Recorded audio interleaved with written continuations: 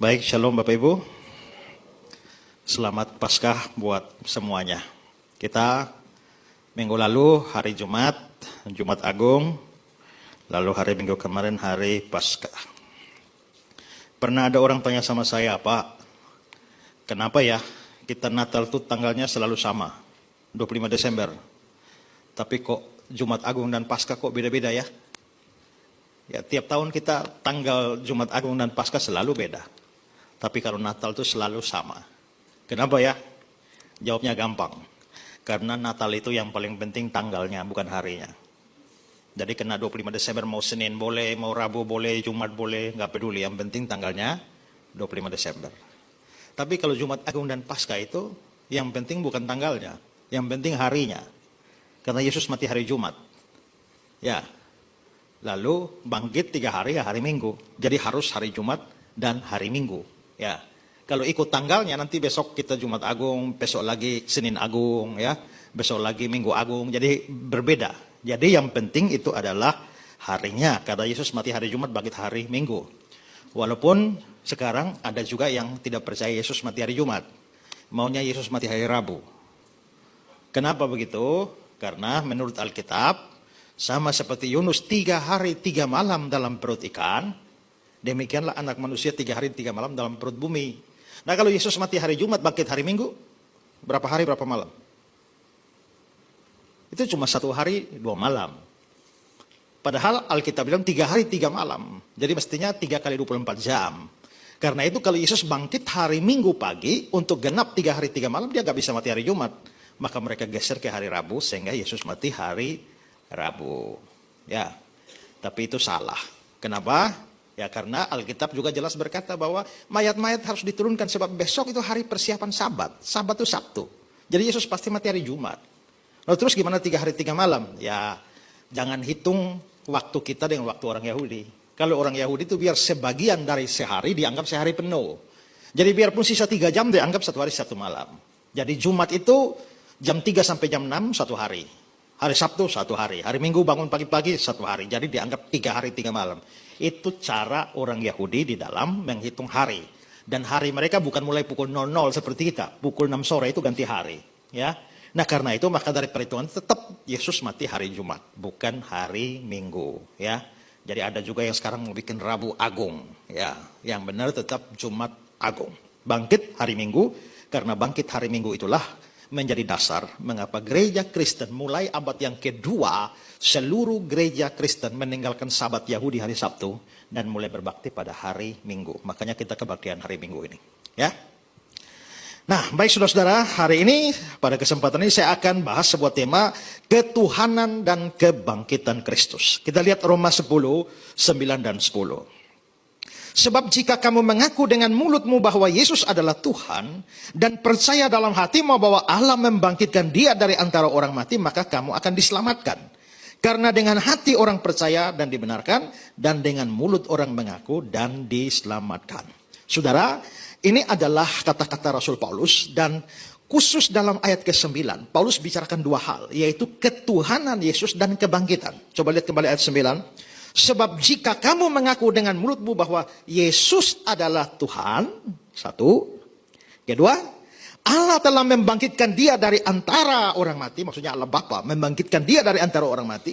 Jadi ada 2 hal penting yang dibicarakan Paulus, yaitu Yesus itu Tuhan dan dia bangkit dari antara orang mati. Itulah sebabnya saya berikan tema ketuhanan dan kebangkitan Yesus. Dan bukan hanya pada ayat ini. Di dalam Alkitab ada cukup banyak ayat yang menghubungkan ketuhanan Yesus dengan kebangkitan. Saya beri contoh satu saja. Roma pasal 1 ayat 3 dan 4. Tentang anaknya yang menurut daging diperanakan dari keturunan Daud. Dan menurut roh kekudusannya dinyatakan oleh kebangkitannya dari antara orang mati. Berarti kebangkitan. Bahwa dia adalah anak Allah yang berkuasa. Yesus Kristus Tuhan kita. Jadi kebangkitan dihubungkan juga dengan ketuhanan. Yang tadi ketuhanan dihubungkan dengan kebangkitan. Berarti ketuhanan Yesus dan kebangkitan Yesus tidak boleh dipisah. Nah karena itulah maka pada hari ini saya mau bahas 2 ini, yaitu ketuhanan Yesus dan kebangkitan Yesus dari antara orang mati. Nah sekarang mari kita mulai yang pertama. Yesus adalah Tuhan. Nah, saudara, saya sebelum jelaskan ini, saya mau saudara mengerti apa sih bedanya Tuhan, Allah, Yahweh. Itu bedanya di mana? Nah, Allah itu bicara hakikatnya. Tuhan itu bicara jabatannya. Yahweh itu adalah personal name. Saya, nama diri saya itu Esra. Dia itu Yahweh. Saya manusia. Dia Allah. Saya seorang pendeta atau pastor, dia Tuhan. Saudara paham ya? Jadi hakikat itu Allah itu hakikat. Seperti dia Allah, saya manusia. Dia Tuhan, saya hambanya. Dia Yahweh, saya Esra. Nah, itu perbedaannya. Ya, jadi antara hakikat dan jabatan. Karena itu secara hakiki Yesus itu Allah. Tapi jabatannya dia adalah Tuhan. Nah, saudara-saudara, ini mau saya jelaskan tentang ketuhanan Yesus penting karena seringkali kita beraktivitas dalam media sosial, ya, berhubungan dengan orang-orang tidak percaya dan selalu iman Kristen kita diserang. Di mana di Alkitab Yesus mengatakan bahwa akulah Tuhan, sembahlah aku. Nah, kita seringkali mendengarkan pertanyaan-pertanyaan semacam itu. Padahal di Alkitab ada begitu banyak ayat yang menyatakan bahwa Yesus itu Tuhan. Nah, tapi saudara, saya jelaskan dulu.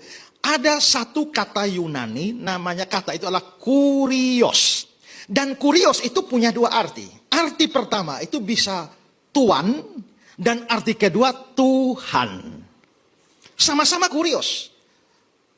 Tuhan itu kurios, Tuhan juga adalah kurios. Karena itu setiap kali kata Yunani ini muncul di Alkitab kurios, kita penerjemah Alkitab itu harus memutuskan menerjemahkannya Tuhan atau Tuhan.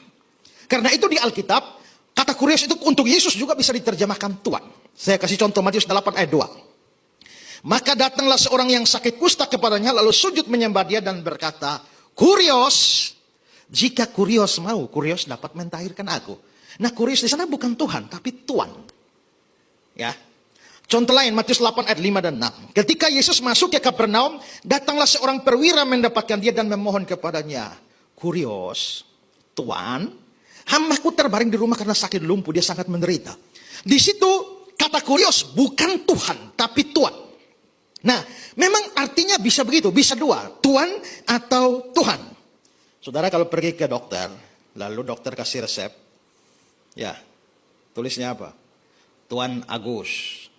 Nah, itu kalau Tuan Jimmy, ya. Nah, itu kalau di Yunani pasti kurios yang dipakai. Nah, karena itu saudara, ketika kurios muncul, bisa Tuhan, bisa Tuhan. Nah, ini membuat banyak orang berpikir bahwa Yesus mestinya Tuhan dan bukan Tuhan. Tapi saudara, bagaimana kita menghadapi model seperti ini? Pertama adalah konteks itu harus menentukan. Waktu saudara baca Alkitab, penting untuk memahami konteks. Kalau konteks tidak diketahui, artinya bisa lain. Saya kasih contoh sederhana begini. Kalau saya mengatakan pada saudara, semua orang mati. Apa yang saudara pikirkan? Yang mati siapa saja? Itu semua orang. Di Papua mati, Banjarmasin mati, Afrika Selatan mati, Portugal mati. Karena semua orang mati. Tapi kalau saya letakkan kalimat itu dalam konteks, pesawat Lion Air dari Jakarta ke Medan terjun ke laut dan semua orang mati. Apakah saudara pikir orang di Afrika Selatan mati? Di Papua sana mati? Tidak. Semua orang mati, konteksnya membuat kita harus menafsirkan berarti hanya orang di dalam pesawat Lion itu yang mati semua. Orang tidak dipesatkan tidak mati. Maka konteks itu menentukan arti. Nah, penggunaan kata kurios mau diterjemahkan Tuhan atau Tuhan itu harus tergantung konteks. Supaya memutuskan yang benar Tuhan atau Tuhan. Nah, sekarang saya akan menunjukkan ayat-ayat dan saudara kita pikirkan bersama layak Tuhan atau Tuhan. Kisah 7, 59-60. Sedang mereka melemparinya, Stefanus berdoa katanya, ya kurios Yesus, terimalah rohku. Sambil berlutut ia berseru dengan suara nyaring, kurios, jangan tanggungkan dosa ini pada mereka. Dan dengan demikian meninggallah dia. Di situ kata Yunaninya kurios. Nah, lembaga Alkitab menerjemahkan Tuhan, bukan Tuhan. Kenapa kok Tuhan bukan Tuhan? Karena begini, ini adalah sementara mereka melemparinya, Stefanus berdoa. Memangnya berdoa itu untuk Tuhan atau Tuhan? Karena ini berdoa, maka kurios di sana tidak boleh diterjemahkan Tuhan. Kalau Tuhan, masa kita berdoa? Masa Stefanus berdoa kepada seorang Tuhan? Harus Tuhan. Ya. Lalu dia bilang, Kurios, jangan tanggungkan dosa ini pada mereka. Tidak bisa diterjemahkan Tuhan, harus Tuhan. Karena itu dari situ kita bisa lihat bahwa Stefanus memang percaya Yesus itu Tuhan. Makanya berdoa. Kalau hanya Tuhan, ngapain berdoa kepada seorang Tuhan? Kedua, Kisah 10 ayat 36. Itulah firman yang ia suruh sampaikan kepada orang-orang Israel. Yaitu firman yang memberitakan damai sejahtera oleh Yesus Kristus yang adalah Kurios dari semua orang. Yesus Kurios dari semua orang. Terjemahkan Tuhan atau Tuhan. Masalahnya kalau Tuhan, masa ada orang yang Tuhan dari semua orang? Kalau saudara punya anak buah 10, maka saudara Tuhan dari 10 orang aja. Kalau saudara punya anak buah 1000 orang, maka saudara Tuhan dari 1000 orang. Lalu bagaimana ada orang bisa jadi Tuhan dari semua orang? Tidak masuk akal. Maka di sini tidak bisa diterjemahkan Tuhan, tapi Tuhan. Maka Yesus itu Tuhan dari semua orang, bukan Tuhan dari semua orang. Tuhan, tidak ada Tuhan yang punya kuasa atas semua orang. Yang punya kuasa atas semua orang itu harus Tuhan. Makanya dengan tepat di sini diterjemahkan Tuhan, bukan Tuhan. Contoh berikut Ibrani pasal 1. Tetapi tentang anak ini Yesus kan. Ia, Bapa berkata, tahtamu ya Allah. Tetap untuk seterusnya dan selamanya tongkat kerajaanmu adalah tongkat kebenaran. Ayat 10. Dan pada mulanya ya Kurios, engkau meletakkan dasar bumi, langit adalah buatan tanganmu.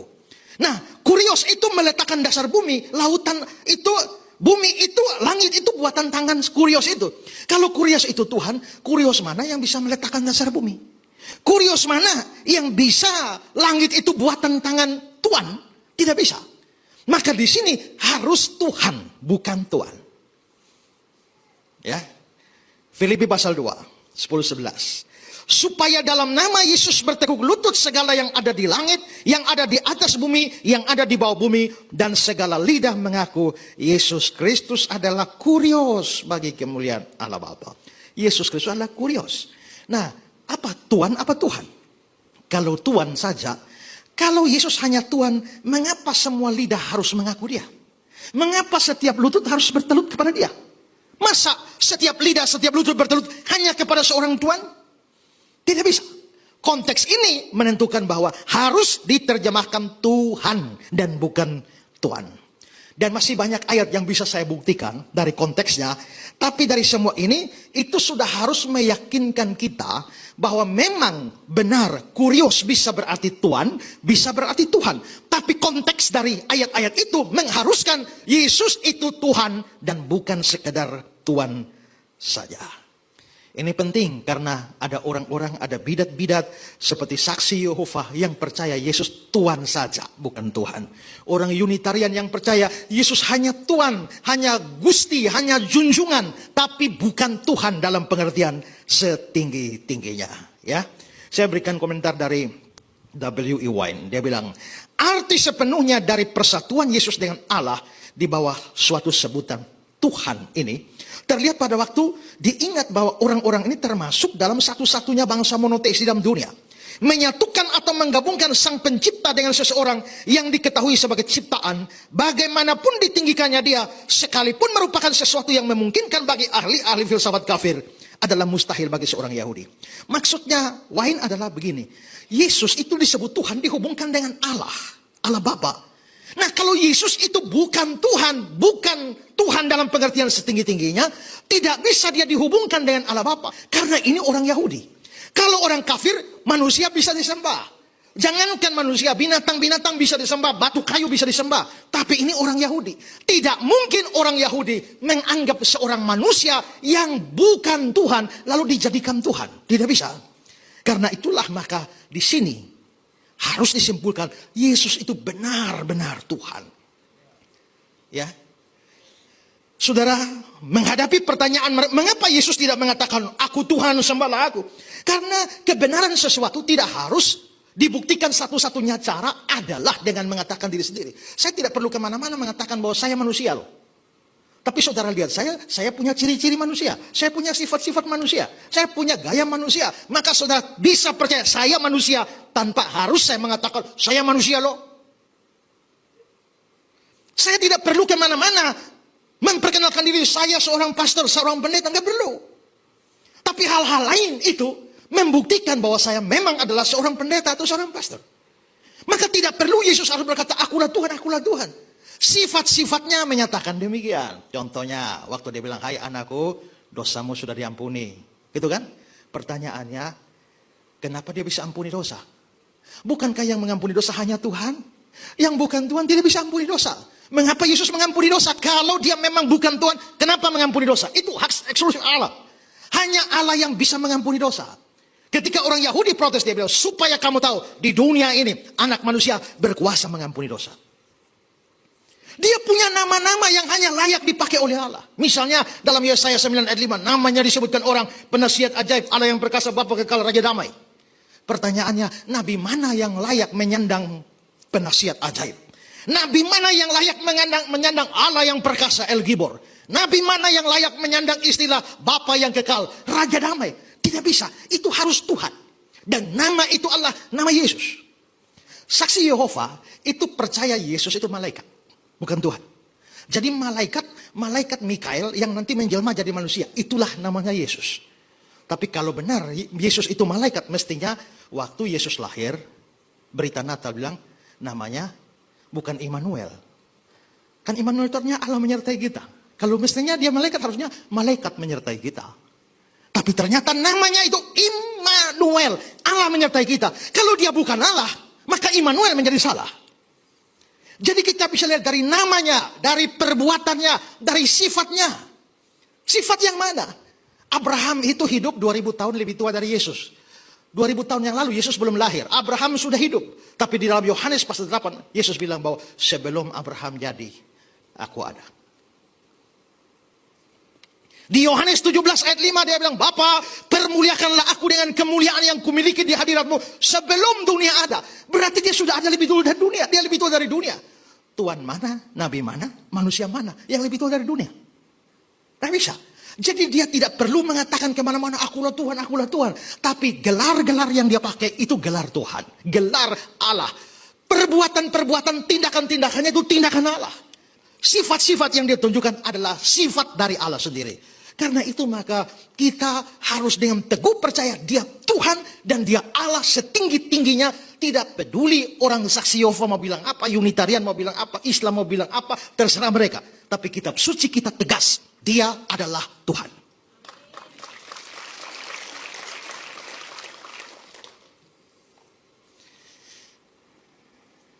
Tapi orang saksi Yehova akan keliling kemana-mana. Yesus itu sebenarnya Allah anak atau anak Allah sih? Lalu mereka bilang, oke, Yesus anak Allah. Di mana ada anak yang sama tua dengan bapaknya?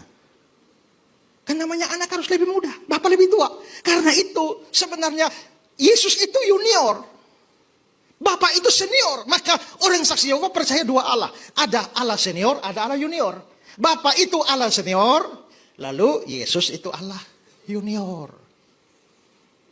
Lalu pandangan saksi Yehova itu diikuti oleh Pak Erastus. Ada major God dan minor God. Allah mayor dan Allah minor.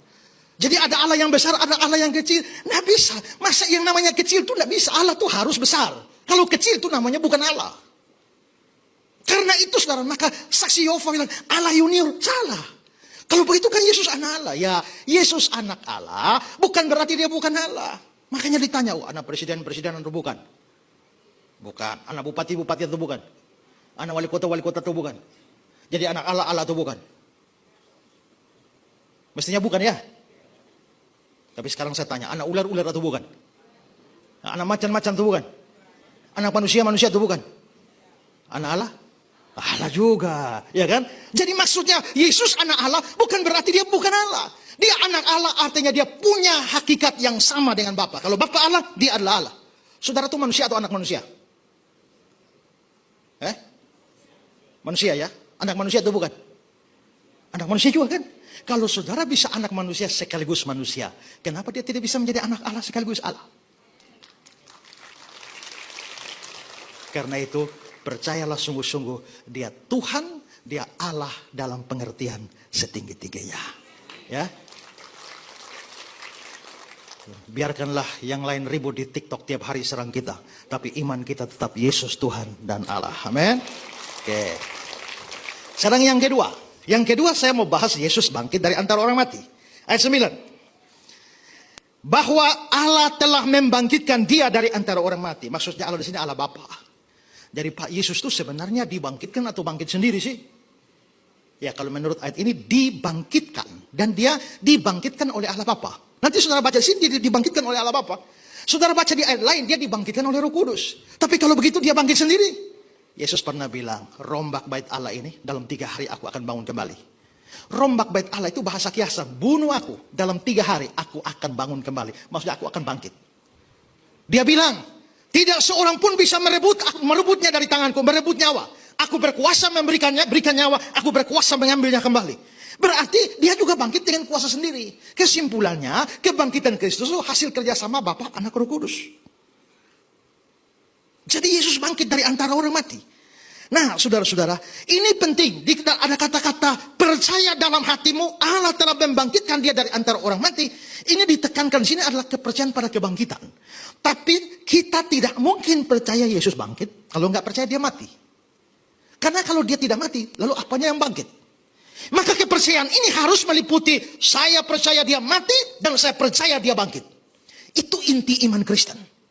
Nah, karena itu saudara, tidak ada gunanya percaya Yesus mati, tapi tidak percaya dia bangkit. Dan tidak bisa percaya dia bangkit kalau tidak percaya dia mati. Maka seorang Kristen harus percaya 2 hal ini. Yesus mati dan bangkit. Ada orang yang tanya, Pak, Yesus Tuhan? Iya. Masa dia Tuhan kok dia tidak bisa menyelamatkan diri dari salib? Saya bilang bukan tidak bisa, tidak mau. Karena apa? Karena anak manusia datang untuk memberikan nyawanya menjadi tebusan bagi banyak orang. Memang tujuan dia datang untuk mati. Kalau dia harus menyelamatkan diri dari salib, lah untuk apa datang? Datang itu untuk mati.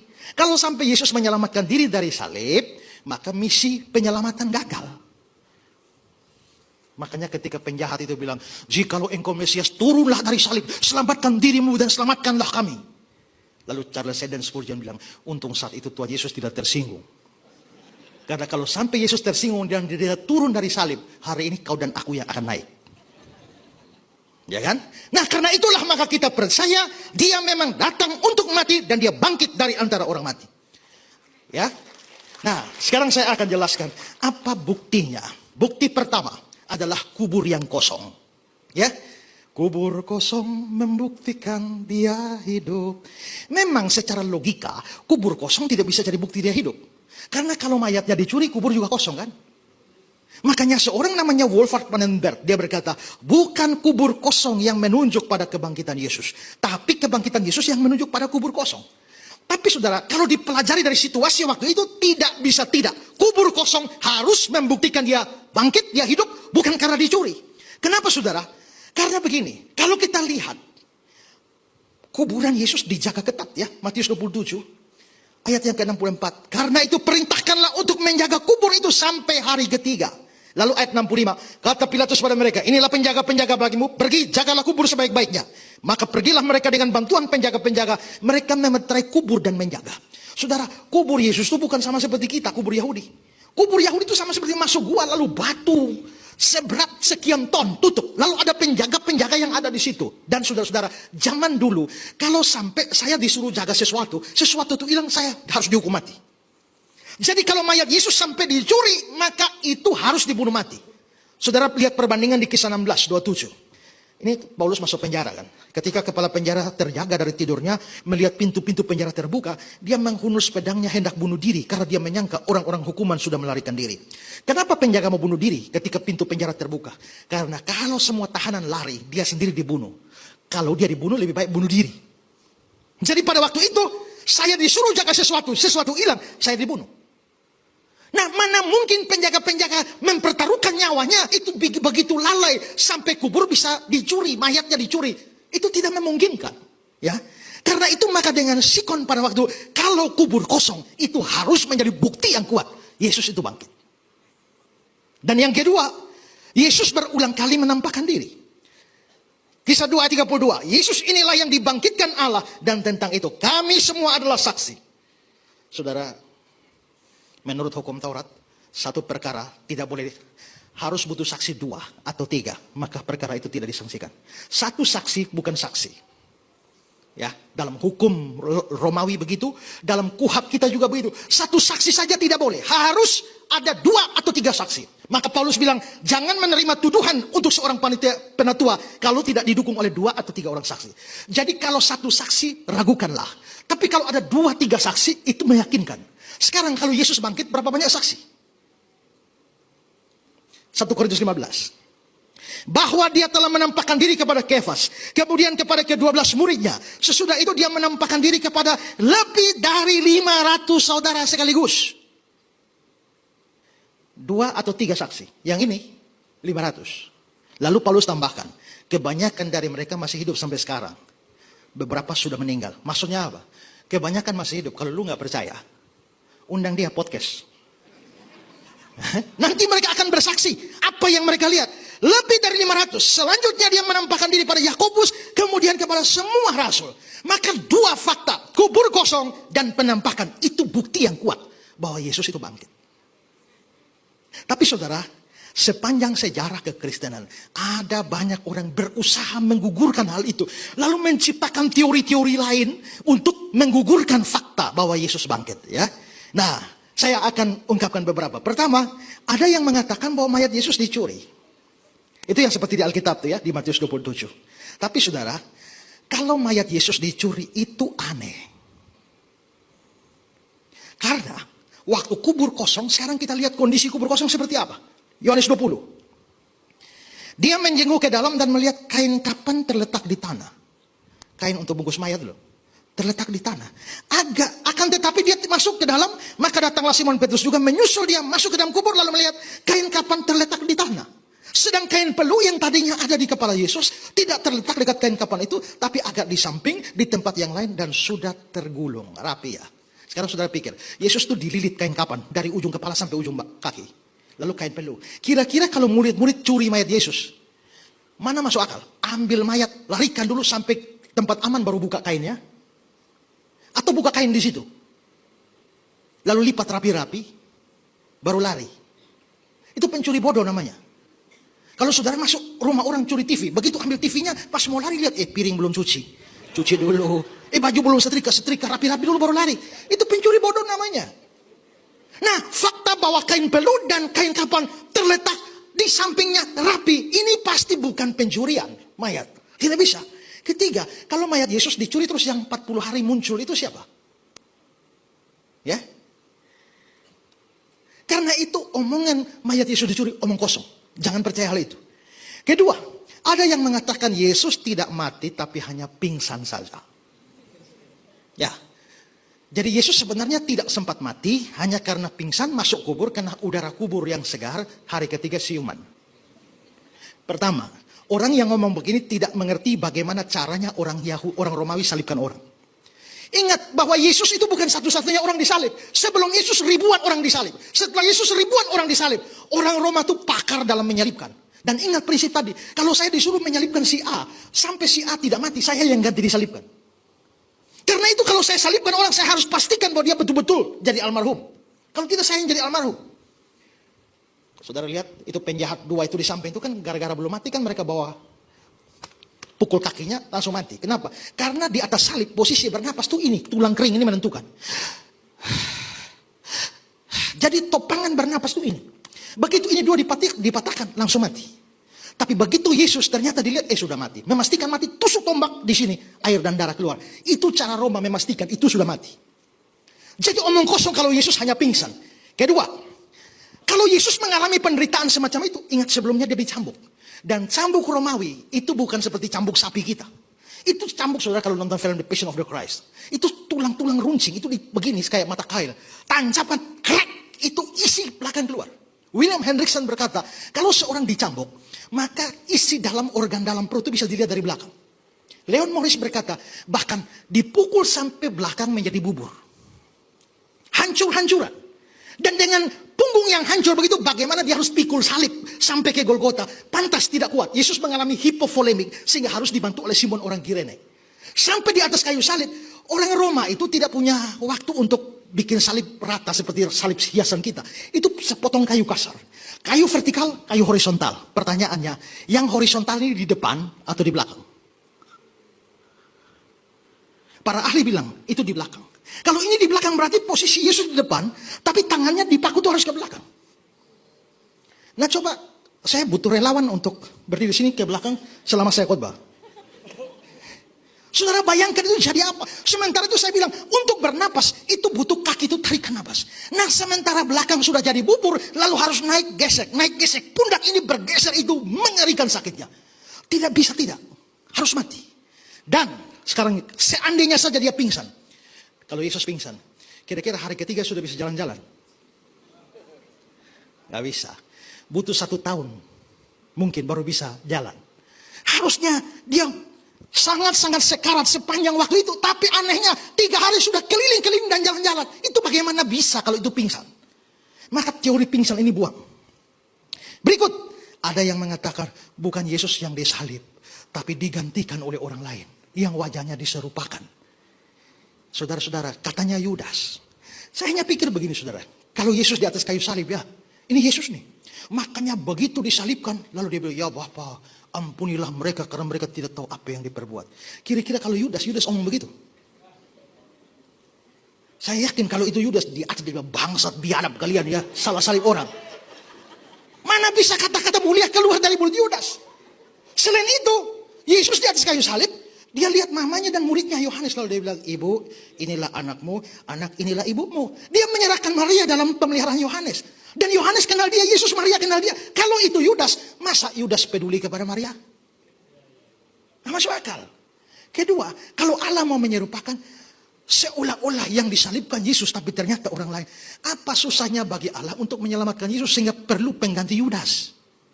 Allah berkonspirasi dalam kebohongan paling besar di dunia ini. Jadi omong kosong kalau ada yang disalibkan ganti.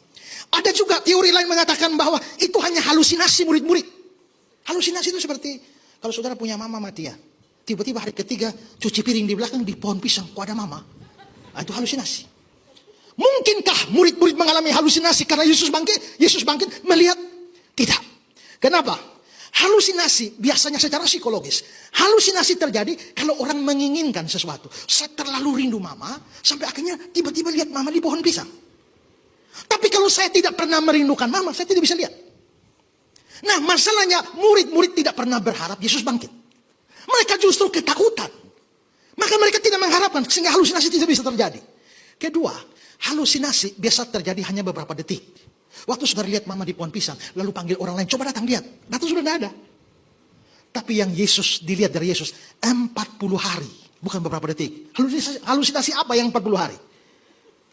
Ketiga, kalau itu halusinasi, mama di pohon pisang, bisakah kamu ajak mama ngobrol? Bisakah kamu tawarkan mama mari makan siang bersama? Tidak bisa. Tapi Yesus yang bangkit, itu diajak ngobrol bisa. Makan, minum, ngomong. Dia makan ikan bersama-sama dengan mereka. Halusinasi apa ini? Jangan-jangan hantu. Tapi Yesus bilang, lihatlah tangan dan kakiku. Sebab hantu tidak punya daging dan darah, tulang seperti yang ada padaku. Kalau begitu itu betul-betul bangkit. Apalagi teori lain lagi. Penemuan makam Talpiot. Tadi saya singgung setelah ibadah sebelumnya. Tahun 1980 ditemukan di desa Talpiot di Israel. Sebuah makam batu yang dari 2000 tahun yang lalu. Dan ada nama Yesus di sana. Yesus anak Yusuf. Lalu ada Yehuda anak Yesus. Nah lalu hebohlah dunia menganggap bahwa makam Yesus telah ditemukan. Ya, tapi masalahnya makamnya dari 2000 tahun yang lalu. Kenapa tulisannya baru? Ya, akhirnya diselidiki ternyata itu konspirasi. Ya, maka orang yang buat tulisan itu ditangkap dan masuk penjara. Padahal sudah heboh di seluruh dunia sampai Discovery Channel, buku-buku sudah diterbitkan. Yesus itu ternyata mayatnya, tulang-tulangnya ditemukan di kampung Talpiot. Tapi ternyata gugur juga. Kalau boleh ditambah, ada juga yang bilang begini. Mungkinkah Yesus tidak bangkit, tapi murid-muridnya sekongkol bikin hoax bahwa Yesus bangkit? Kalau murid-murid bikin hoax, Yesus bangkit, padahal dia tidak bangkit. Pertanyaannya, kenapa kubur kosong? Jawab itu. Lalu kalau itu hoax, siapa yang muncul selama 40 hari? Ketiga, yang paling penting. murid-murid rela mati demi berita tentang kebangkitan Yesus. Kalau mereka ciptakan kebohongan, dapatkah seorang rela mati demi kebohongan yang dia ciptakan sendiri? Saudara pernah tahu Kaisar Agustus? Tahu? Yang di Alkitab tuh? Kaisar Romawi. Saudara tahu dia di mana sekarang? Sudah mati. Tapi dia bereinkarnasi. Dia lahir kembali di dunia ini. Di mana? Yang sekarang berdiri depan saudara. Ini saya mengatakan bahwa saya Kaisar Agustus. Lalu demi mempertahankan bahwa saya Kaisar Agustus, sekarang Ezra, kalau kau tetap anggap kau Kaisar Agustus, kita potong kau sekarang. Potong saja. Padahal saya sendiri tahu bahwa itu kebohongan. Kalau memang saya yakin itu kebenaran saya Kaisar Agustus, dipotong juga, tetap siap mati. Tapi kalau saya sendiri tahu itu bohong, lalu saya rela mati demi kebohongan itu, hanya orang gila yang rela mati demi kebohongan yang dia ciptakan. Maka aneh kalau murid-murid semua mati martir semua untuk berita Yesus bangkit. Tapi ternyata itu adalah hoax yang mereka ciptakan. Itu sesuatu yang tidak benar. Karena itu saudara, mantan dosen saya bilang begini, lebih mudah membuktikan Yesus bangkit daripada membuktikan Yesus tidak bangkit. Cari bukti Yesus tidak bangkit itu sukar. Dan ingat, kita bukan hanya percaya Alkitab. Seandainya Alkitab ditutup, adakah bukti dari luar Alkitab Yesus bangkit? Ada. Dari sejarawan seperti Flavius Josephus dalam bukunya Antiquities of the Jews. Dari Tacitus sejarawan Roma dalam bukunya Annals. Juga dari Marabar Serapion, Pliny the Younger, semua berikan kesaksian Yesus bangkit. Padahal mereka bukan orang Kristen. Mereka benci Kristen. Tapi kesaksian mereka meneguhkan berita Yesus bangkit. Kalau begitu Yesus bangkit, itu bukan hanya cerita Alkitab. Itu cerita sejarah. Karena itu, fakta kebangkitan Kristus berdiri teguh. Maka, kamu percaya Yesus Tuhan, kamu harus percaya dia bangkit dari antara orang mati. Dan terakhir, yang ketiga, ini menjadi syarat keselamatan dan pembenaran. Lihat ayat 10. Ayat 9. Kalau kamu percaya Allah membangkitkan dia dari antara orang mati, maka kamu akan diselamatkan. Ayat 10. Karena dengan hati orang percaya dibenarkan, dengan mulut orang mengaku akan diselamatkan. Artinya adalah bahwa kalau kamu percaya dia Tuhan dan dia bangkit dari antara orang mati, kamu selamat. Kalau kamu tidak percaya dia Tuhan atau juru selamat, kamu gak mungkin selamat. Biarpun kamu Kristen, kamu gak akan selamat. Apalagi kamu mualaf. Ya kan? Jadi apakah orang yang meninggalkan Kristus dengan jadi mualaf masih bisa selamat? Om yang satu itu bilang mungkin bisa. Saya bilang gak bisa. Yang Kristen saja kalau tidak sungguh-sungguh percaya tidak selamat kok. Coba saudara bayangkan. Jabatan tertinggi dalam perjanjian lama itu nabi. Jabatan tertinggi dalam perjanjian baru itu rasul. Adakah rasul yang masuk neraka? Ada nggak? Ada, Yudas Iskariot tuh. Rasul saja bisa masuk neraka. Pertanyaannya, pendeta bisa? Kalau rasul bisa, pendeta juga bisa. Pengurus gereja bisa? Jemaat? Bisa itu. Makanya pernah ada pendeta yang begitu mati dia mendarat di neraka. Kaget dia, kok neraka ya? Dia jalan-jalan di sana, dia ketemu pendeta lain, kok kau juga? Kau juga? Jalan-jalan ketemu ketua daerah, kamu juga? Lalu ketua daerah, shh, diam-diam. Di sini juga ketua sinode ada. Artinya apa? Jabatan rohani itu bukan jaminan keselamatan. Kamu percaya dia Tuhan, dia bangkit. Artinya, kalau percaya dia bangkit kan harus percaya dia mati. Kamu percaya dia Tuhan, dia mati, dan dia bangkit bagimu. Kamu akan diselamatkan. Karena itu, ya, maka semua orang yang Kristen hanya KTP saja, tidak sungguh-sungguh percaya, gak bisa selamat. Apalagi yang non-Kristen, dan apalagi yang sudah Kristen dan keluar. Karena itu kalau sudah percaya, tetap percaya. Ingat baik-baik nasihat saya, jangan jadi mualaf. Nah, sekarang banyak orang tidak percaya, tapi percayalah kata-kata saya. Suatu hari nanti mereka percaya. Ayatnya di mana? Filipi 2 ayat 9-11. Itulah sebabnya Allah sangat meninggikan dia, mengaruniakan kepadanya nama di atas segala nama, supaya dalam nama Yesus bertekuk lutut segala yang ada di langit, yang ada di atas bumi, yang ada di bawah bumi, dan semua lidah mengaku Yesus Kristus Tuhan bagi kemuliaan Allah Bapa.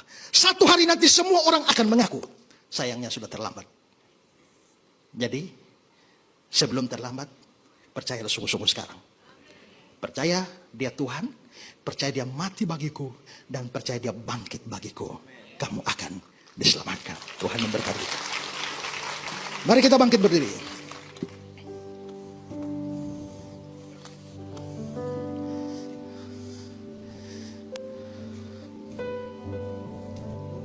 Bagi Dia segala pujian, hormat serta syukur kekal selamanya. Bagi Dia segala pujian, hormat serta syukur selama-lamanya. Dia Yesus telah mati bagiku. Dia Yesus telah mati bagiku. Dia Tuhan selamatkan jiwaku. Bagi Dia pujianku tak dapat ku balas hasilnya. Dia angkatku jadi anaknya, beri damai di dalam hidupku.